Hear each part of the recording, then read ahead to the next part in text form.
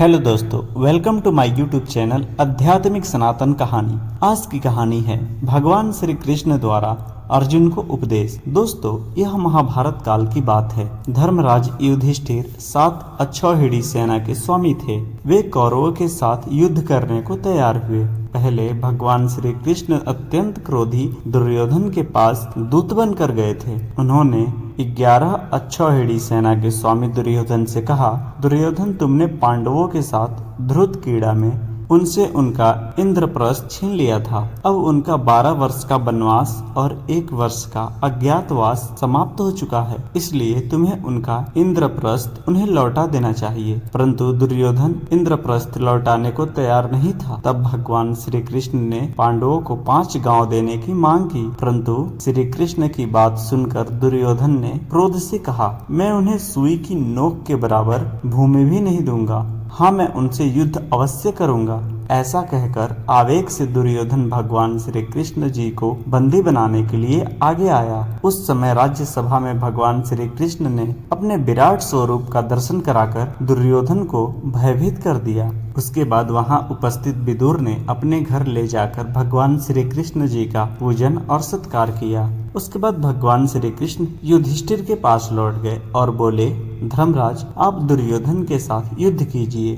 अब युधिष्ठिर और दुर्योधन की सेनाएं कुरुक्षेत्र के मैदान में जा डटी। अपने विरुद्ध पक्ष में पितामह भीष्म और द्रोणाचार्य आदि गुरुजनों को देखकर अर्जुन युद्ध करने को तैयार नहीं थे। तब भगवान श्री कृष्ण ने उन्हें अपने विराट स्वरूप का दर्शन कराया और उनसे कहा, पार्थ, जब धर्म को ग्लानि आती है तब धर्म की संस्थापना के लिए मैं अवतार धारण करता हूँ। कौरवों का साथ देने वाले भीष्म आदि गुरुजन शोक करने के योग्य नहीं हैं। उन्होंने अपना कर्तव्य निभाने के लिए कौरवों का पक्ष लिया है, परंतु वह है तो असत्य का पक्ष। उनके साथ युद्ध करना ही उचित क्षत्रिय धर्म है। तुम अपने कर्म के फल की चिंता न करते हुए अपने क्षत्रिय धर्म का पालन करो। मैंने सूक्ष्म रूप से यह युद्ध जीत ही लिया है। तुम केवल आज्ञा का पालन कर अपनी साधना करो। हे पार्थ, यदि तुम जीतते हो तो पृथ्वी पर राज करोगे। यदि इस युद्ध में मृत्यु भी पाते हो तो तुम्हें स्वर्ग की प्राप्ति होगी। इसलिए युद्ध का निश्चय कर सिद्ध हो जाओ। श्री कृष्ण जी का यह वचन सुनकर अर्जुन रथ पर आरूढ़ होकर युद्ध के लिए सिद्ध हो गए। उन्होंने शंख ध्वनि की और महायुद्ध आरंभ हुआ। तो भगवान श्री कृष्ण जी के बताए अनुसार किसी भी कर्म के फल की अपेक्षा न करते हुए उचित कर्म करना चाहिए। अनंत चतुर्दशी की कथा। अब कौरव तथा पांडवों की कथा तो जानते ही हैं। पांडवों के बड़े भाई युधिष्ठिर थे। वह इंद्रप्रस्थ के राजा थे। युधिष्ठिर ने वहां एक ऐसा महल बनवाया था जो कि बहुत ही सुंदर और अद्भुत था। उस महल की विशेषता यह थी कि उसमें जल और स्थल में अंतर ही नहीं दिखाई देता था। जल के स्थान पर स्थल और स्थल के स्थान पर जल के जैसा भ्रम उत्पन्न होता था। उस महल में किसी द्वार की ओर देखने पर ऐसा लगता था कि बाहर तो बहुत मनोरम दृश्य है, परंतु वहां जाकर पता चलता कि वह तो एक दीवार है तथा जहां द्वार दीवार जैसी दिखाई देती थी वहां बाहर जाने का द्वार होता था। बहुत सावधानी रखने पर भी बहुत से व्यक्ति उस अद्भुत महल में धोखा खा चुके थे। राजा युधिष्ठिर ने एक बार राजस्व यज्ञ किया। उन्होंने इस यज्ञ में सभी राजाओं तथा अपने परिजनों को आमंत्रित किया था। सभी राजा उस अद्भुत महल को देखकर प्रशंसा कर रहे थे तथा चकित भी हो रहे थे। दुर्योधन भी उस यज्ञ मंडप में आया हुआ था और महल को देखने की इच्छा से वह महल में घूमने लगा। जब वह महल की सौंदर्यता को निहार रहा था तब वह एक जल के स्थान को स्थल समझकर उस पर चलने लगा, परंतु वह स्थल नहीं जल था और भ्रम के कारण वह उस जल में जा गिरा। यह देखकर द्रौपदी ने उसका उपहास किया और वह बोली कि अंधों की संतान अंधी। इससे दुर्योधन क्रोधित हो गया। यह बात उसके हृदय में बाण के समान लगी। उसके मन में द्वेष उत्पन्न हो गया और उसने पांडवों से बदला लेने की ठान ली। उसके मस्तिष्क में उस अपमान का बदला लेने के लिए विचार उपजने लगे। उसने बदला लेने के लिए पांडवों को धृतक्रीड़ा में हराकर उस अपमान का बदला लेने की सोची। उसने पांडवों को जुए में पराजित कर दिया। पराजित होने पर प्रतिज्ञा अनुसार पांडवों को 12 वर्ष के लिए वनवास भुगतना पड़ा। वन में रहते हुए पांडव अनेक कष्टों का सामना कर रहे थे। एक दिन भगवान कृष्ण जब पांडवों से मिलने आए तब युधिष्ठिर ने इन कष्टों को दूर करने के बारे में उपाय पूछा। तब श्री कृष्ण ने कहा, हे युधिष्ठिर, तुम विधि पूर्वक भगवान विष्णु का व्रत करो, इससे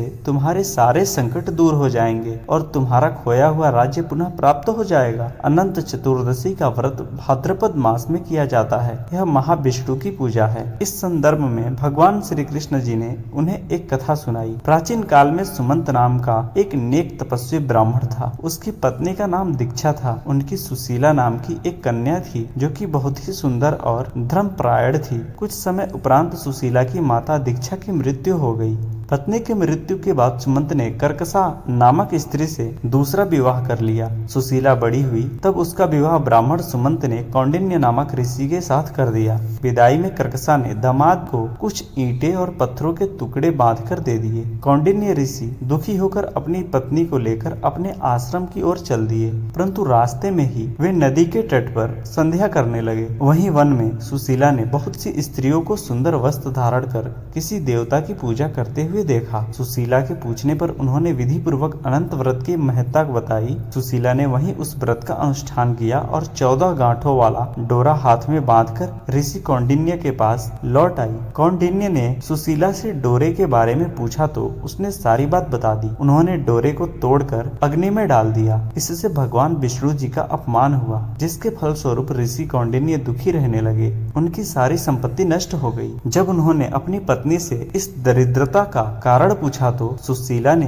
अनंत भगवान का डोरा जलाने की बात कहते हुए वह बोली, यह सब भगवान अनंत के अपमान के कारण ही हो रहा है। पश्चाताप करते हुए ऋषि कौंडिन्य अनंत डोरे की प्राप्ति के लिए वन में चले गए। वन में कई दिनों तक भटकते भटकते निराश होकर एक दिन भूमि पर गिर पड़े। तब अनंत भगवान प्रकट होकर बोले, हे कौंडिन्य, तुमने मेरा तिरस्कार किया था, उसी से तुम्हें इतना कष्ट भोगना पड़ा। तुम दुखी हुए, अब तुमने पश्चाताप किया है। मैं तुमसे प्रसन्न हूँ। अब तुम घर जाकर विधि पूर्वक अनंत भगवान का व्रत करो। 14 वर्षों तक व्रत करने से तुम्हारा दुख दूर हो जाएगा। तुम धन धान्य से संपन्न हो जाओगे। कौंडिन्य ने पूरे विधि विधान के साथ 14 वर्ष तक यह व्रत किया। इस व्रत के करने से उन्हें सारे कष्टों से मुक्ति मिल गई। श्री कृष्ण की आज्ञा से युधिष्ठिर ने भी भगवान अनंत का व्रत किया, जिसके प्रभाव से पांडव महाभारत के युद्ध में विजयी हुए तथा चिरकाल तक राज्य करते रहे। इस कथा से हमने सीखा कि बिना किसी बात को जाने कोई कार्य नहीं करना चाहिए। यदि ऋषि कौंडिन्य अपनी पत्नी से व्रत की महिमा पूछते तो धागा नहीं तोड़ते और उन्हें दुख का सामना नहीं करना पड़ता। इसलिए बिना सोचे समझे कोई कार्य नहीं करना चाहिए। कहानी अच्छी लगी तो वीडियो को लाइक करें, अपने दोस्तों के साथ शेयर करें और इस कहानी से आपने क्या सीखा कमेंट में जरूर बताएं। और ऐसे ही ज्ञान से भरी और भी कहानी सुनने के लिए चैनल को सब्सक्राइब करें। और तब तक के लिए जय श्री कृष्णा दोस्तों। मिलते हैं एक नई कहानी के साथ। धन्यवाद।